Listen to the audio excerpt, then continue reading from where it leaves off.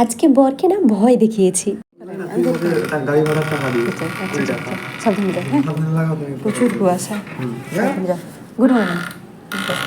আশা করি তোমরা সবাই ভালো আছো, কিন্তু আমি একদম ভালো নেই। অনেকগুলো ভিডিও জমে গেছে, তাই ভয়েস ওভার না দিলে হবে না, কষ্ট করে ভয়েস ওভার দিচ্ছি। এমনিতে কিছুদিন ধরে ভিডিও দিতে পারছিলাম না, তার উপর আবার শরীর খারাপ হয়ে গেল। যাই হোক, আর তো বাহানা দিলে চলবে না, এখন একটু একটু করে কাজ করতে হবে।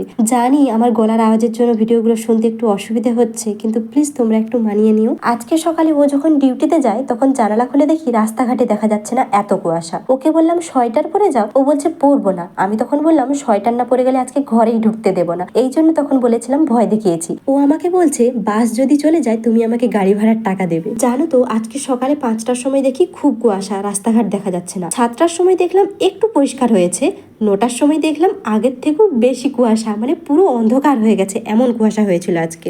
এই ভিডিওগুলো না অনেক দিনের, মানে কালী পুজোর আগের দিনের। আসলে আমার ফোনে এত ভিডিও জমে গেছে, এডিট করা হচ্ছিল না। তারপর বিভিন্ন কারণ, আমার ভিডিও দেখলে তোমরা এক এক করে সবকিছু জানতে পারবে। ওদের কোম্পানি থেকে এই হেডফোনটা বোনাস দিয়েছে, মানে সবাইকে দিয়েছে আর কি। কিন্তু জানো তো, হেডফোনটা পেয়ে না ওর খুব মন খারাপ হয়ে গেছে। আসলে তোমাদেরকে তো দেখিয়েছিলাম যে আমরা দুটো হেডফোন কিনেছি, তাই ও বলছে এটার কি প্রয়োজন। কোম্পানি থেকে বলেছিল ট্রলি দেওয়া হবে, না হলে হেডফোন দেওয়া হবে। ও বলেছিল ট্রলি দিলে ঠিক আছে, কিন্তু দেখো হেডফোনটাই দিয়ে দিয়েছে, তাই ওর খুব মন খারাপ হয়েছে। আগের বার দিয়েছিল মিষ্টি, এবার দিয়েছে হেডফোন। যখন মিষ্টি দিয়েছিল ও বলছে শুধু মিষ্টি দিয়েছে, কিছুই আর গিফট দেয়নি। কিন্তু অন্যান্য কোম্পানিতে না সুন্দর সুন্দর জিনিস দিয়েছে। আজকে বাই।